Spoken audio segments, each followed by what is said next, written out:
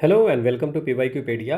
हम लोग इससे पहले जो वीडियो थी उसमें जो हम लोगों ने पढ़ा था building and other construction workers act 1996। आज हम लोग प्रीवियस ईयर क्वेश्चन देखेंगे उस पर। और हम लोग जो भी क्वेश्चन उठाए हैं वो यूपीएससी के किसी भी एग्जामिनेशन में पूछे गए क्वेश्चन हैं तो ही हम लोगों ने उठाया है। हम लोगों ने खुद से कोई क्वेश्चन इसमें नहीं बनाया है। So that's 18 lecture. हम लोग इससे पहले 17 लेक्चर किए हैं, तो जो लोग नए आए हैं वो फर्स्ट लेक्चर से देखें। और इसकी पीडीएफ हमने पहले ही टेलीग्राम चैनल पे दे दी है। उससे आपको फ़ायदा ये होता है कि आप पहले ही देख लेते हैं कि हमें क्या पढ़ना है और क्या पढ़ने वाले हैं, तो आप खुद तैयारी करके आते हैं और जहाँ पे आपको प्रॉब्लम होती है वहाँ पे आप वीडियो देख सकते हैं, तो आपका टाइम सेव होता है। Okay, so let's start the session. पहला क्वेश्चन है। अब इसमें मैंने हिंदी और इंग्लिश, बहुत लोगों की रिक्वेस्ट आ रही थी तो हमने हिंदी इंग्लिश दोनों को ऐड किया है, बट इंग्लिश वर्सन ज़्यादा इजी है हिंदी वर्सन से। अब इसमें देख लो, इसका नाम है building and other construction workers regulation of employment and condition of service. So भवन और अन्य सन्निर्माण कर्मकार नियोजन तथा सेवा शर्त विनियमन। तो it's a difficult little bit, तो आप बाकी देख लो कि आपको कौन सा सुविधा लगता है। ठीक है, तो पहला क्वेश्चन हम लोग करते हैं। ये एएलसी के एग्ज़ाम जो यूपीएससी लेती है 2014 में पूछी गई थी ये क्वेश्चन। ठीक है, so under the provision of the building and other construction workers regulation of employment and condition of service act 1996, employment of how many female construction workers make it mandatory for provide craze facility. Craze facility के लिए कितने female होने की ज़रूरत है। हमने पढ़ी थी पिछले क्लास में कि सेक्शन 35 ऑफ दिस एक्ट में लिखा हुआ है क्रेज के बारे में, और इसमें लिखा हुआ है कि हर प्लेस कंस्ट्रक्शन वर्क जहाँ पे हो रही है, हर प्लेस जहाँ पे 50 से ज़्यादा फीमेल अगर होंगी, ठीक है ना, तो वहाँ पे आपको क्रेज की फैसिलिटी देनी चाहिए। सो मोर देन 50 से अधिक अगर होंगे, ठीक है, तो उनको क्रेज की फैसिलिटी देनी है।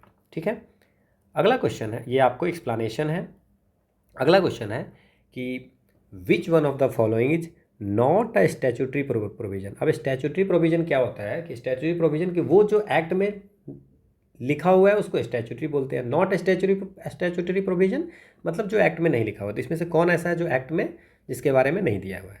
So which one of the following is not a statutory provision under the building and other construction workers regulation of employment and condition of service act 1996।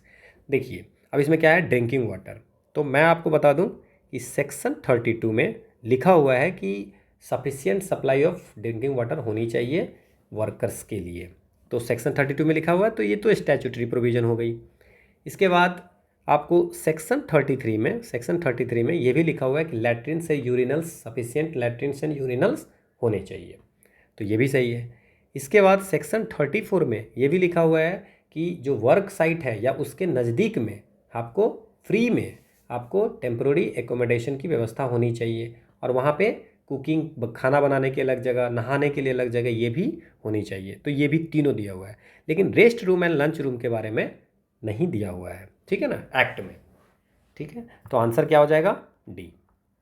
ये आपका एक्सप्लेनेशन है, यहाँ आपको सब समझ में आ जाएगा। अगला क्वेश्चन है हमारा कि under the provision of the building and other construction workers act 1996, the employer of an establishment has to appoint a safety officer if there are. देखिए, जो फैक्ट्रीज एक्ट है, अब यहाँ पे कन्फ्यूजन नहीं होनी है।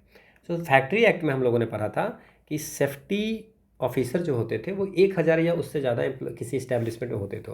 But building and other construction workers में यह है कि एम्प्लॉयर सेफ्टी ऑफिसर तब करेगा जो 500 या उससे अधिक अगर बिल्डिंग वर्कर होगा तो ये लिखा हुआ है सेक्शन 38 में। सेक्शन इंपॉर्टेंट नहीं है, ठीक है। सेक्शन 38 में safety committee and safety officer के बारे में बात की गई है।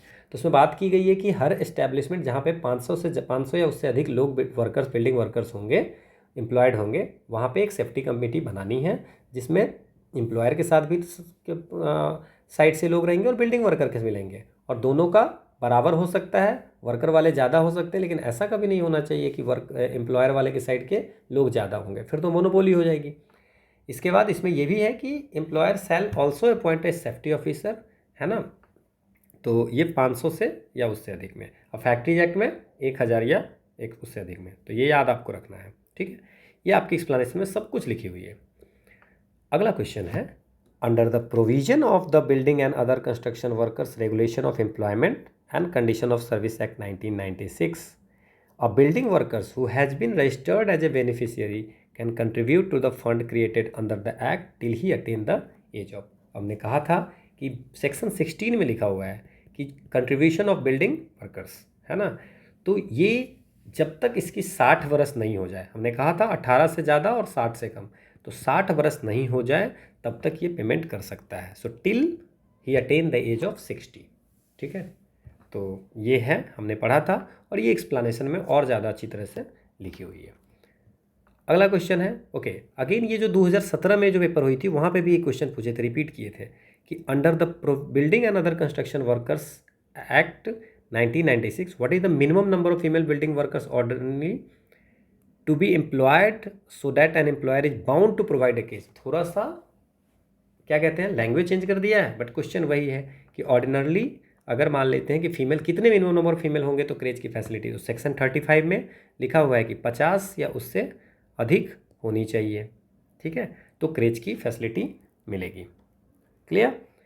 अगला क्वेश्चन है सेफ्टी कमेटी। अब देखो उसमें सेफ्टी ऑफिसर पूछा था और इसमें सेफ्टी कमेटी, ठीक है ना। Safety committee is mandatory under the building and other construction workers act 1996 if a prescribed minimum number of building workers are ordinarily employed. तो कितने नंबर होने चाहिए, 500। सेक्शन 38 कहता है कि safety committee and safety officer होंगे जब 500 या उससे अधिक इस्टेब्लिशमेंट में वर्कर, बिल्डिंग वर्कर होंगे तो, ठीक है। ये आपको एक्सप्लेनेशन है।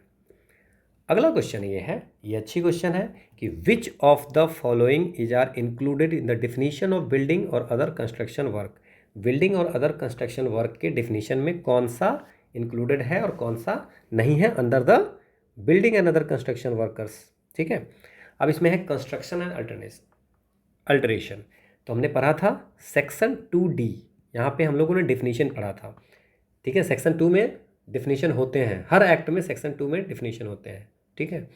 तो सेक्शन 2 में लिखा हुआ है 2D में, बिल्डिंग और other construction work means the construction and alteration, repairs, maintenance और डिमोलिशन, और माइनिंग एंड क्वायरिंग और प्लांटेशन, ये इसमें कवर नहीं होता है। तो सिर्फ 1 और 2 जो है इसमें इंक्लूड होता है कि माइनिंग, आपको माइंस एक्ट होते हैं और फैक्ट्रीज एक्ट, ये दोनों को इंक्लूड नहीं करना है। जो कंस्ट्रक्शन वर्क फैक्ट्रीज एक्ट 1948 में डिफाइंड है या माइंस एक्ट 1952 में है, वहाँ पे ये एक्ट नहीं होगा। ये हमने पिछले वीडियो में बात की थी। तो सिर्फ कंस्ट्रक्शन, अल्टरेशन और डिमोलिशन इसमें आंसर हो जाएगा। ये आपको पूरी एक्सप्लेनेशन दी हुई है सेक्शन 2D में, कंस्ट्रक्शन, अल्टरेशन, डिमोलिशन।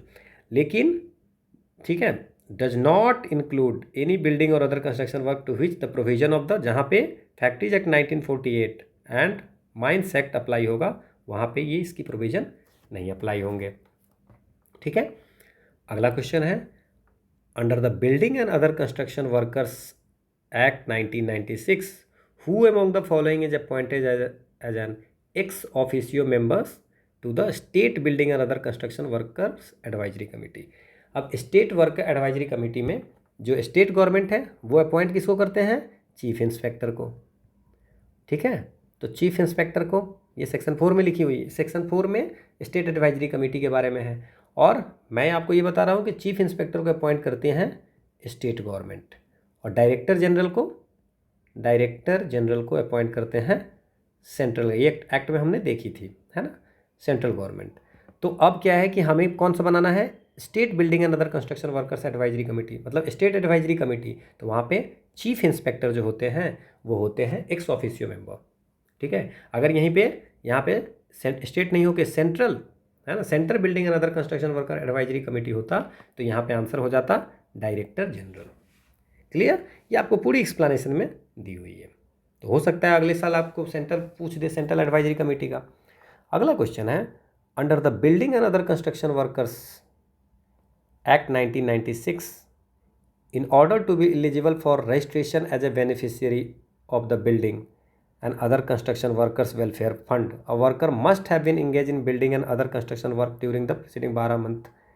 12 महीने में कितने दिन कम से कम काम किया होगा, सेक्शन 12 है तो वो रजिस्ट्रेशन के लिए एलिजिबल हो जाएगा, है ना। तो इसमें लिखा हुआ है कि कम से कम 90 दिन पिछले 12 महीने में अगर उसने वर्क किया है तो वो एलिजिबल हो जाएगा रजिस्ट्रेशन के लिए as a beneficiary under this act.